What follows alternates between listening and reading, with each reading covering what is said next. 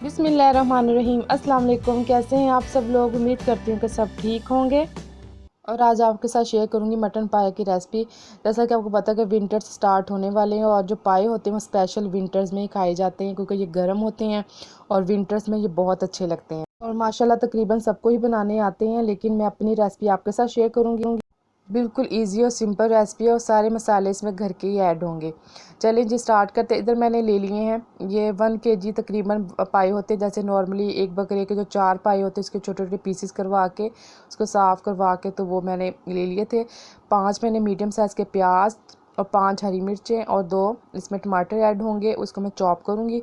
और स्पाइसेस में जाएगा 1 चम्मच ज़ीरा, साबुत ज़ीरा है, 1 चम्मच पीसी लाल मिर्च, 1 चम्मच मोटी कुटी लाल मिर्च और 1 चम्मच सूखा धनिया पीसा हुआ, 1 चम्मच नमक, 1 चम्मच हल्दी और 1 चम्मच जाएगी काली मिर्च पीसी हुई।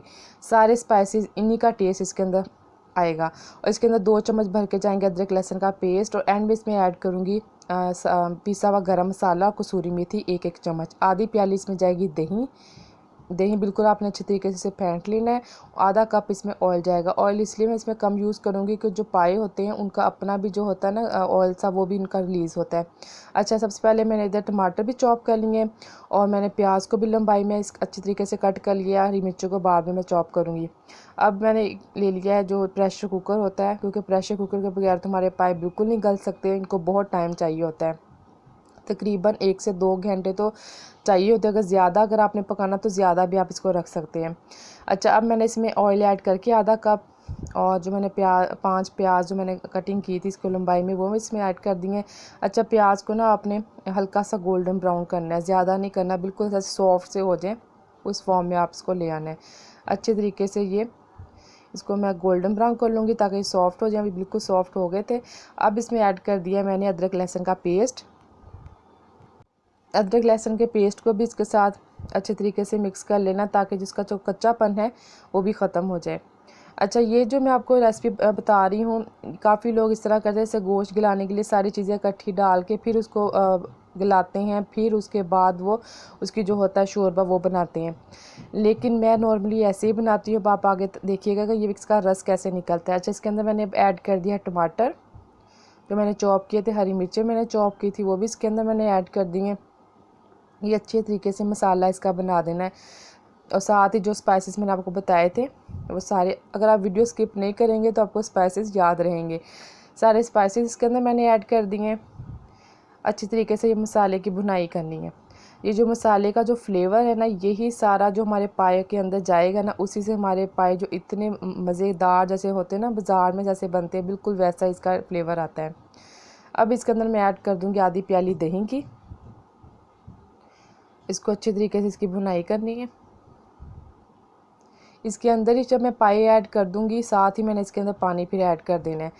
फिर उसी पानी के अंदर जब वो गलते रहेंगे फिर उनका जो रस निकलेगा ना, तो वो ही उसका सारा टेस्ट आता है। अब इसके अंदर मैंने जो पाए हैं वो ऐड कर दूंगी। अच्छे तरीके से आपने इसकी भुनाई करनी है।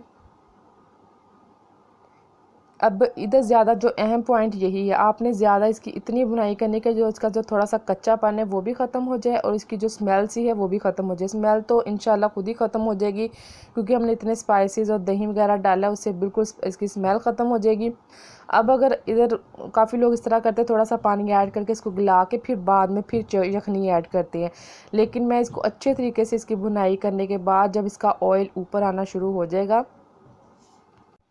तो इसको अच्छे तरीके से इसकी बुनाई करने के बाद फिर इसके अंदर इतना पानी ऐड करना है कि जिसमें ये गल भी जाए और जितनी हमें शोरबा चाहिए, इसका नॉर्मली शोरबा ही खाने वाला होता है, पीने वाला होता है, तो वो ही हम जितना चाहिए तो वो हमारा बच भी जाए, हमारे पाए भी गल जाए। तो जो होते हैं ना, काफ़ी दफ़ा लोग कहते हैं हाथ ऐसे फिंगर से चिपकता है इसका शोरबा, तो वो वाला इसकी वो आती है, इसकी ना लुक आती है, बिल्कुल वैसे ही बनते हैं। इसको तकरीबन मैंने 15 से 20 मिनट अच्छे तरीके से इसकी भुनाई की है। इसका ऑयल ऊपर आ गया था। अब इसके अंदर आपने जग देखा है, या आपने मैंने फुल भर के इसके अंदर मैंने जग ऐड कर दिया पानी का और हाफ़ जग दोबारा फिर पानी का ऐड किया। ठीक है, तकरीबन फुल ही प्रेशर कुकर का पानी मैंने इसके अंदर ऊपर तक आ गया ताकि ये जब गल भी जाएंगे शोरबा हमारा रेडी हो जाएगा। अब मैंने इसको रख दिया तकरीबन 2 घंटे। आपने इसको बिल्कुल जब इसकी सीटी बजना शुरू हो जाएगी आपने बिल्कुल लो फ्लेम कर देना, उसमें पकते रहेंगे।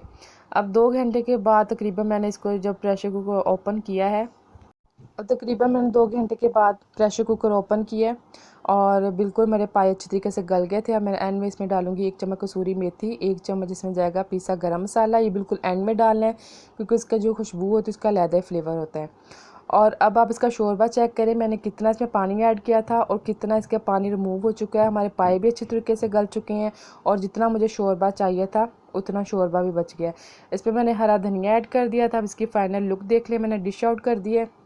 अच्छा, इसका जो शोरबा ना बिल्कुल अच्छा ढाबा स्टाइल के पाए सीरी पाए होते हैं, बिल्कुल वैसा बना है, ना ज़्यादा थिक है ना ही ज़्यादा पतला है, बिल्कुल चिपचिपाहट वाला जो होता है ना वो बना है।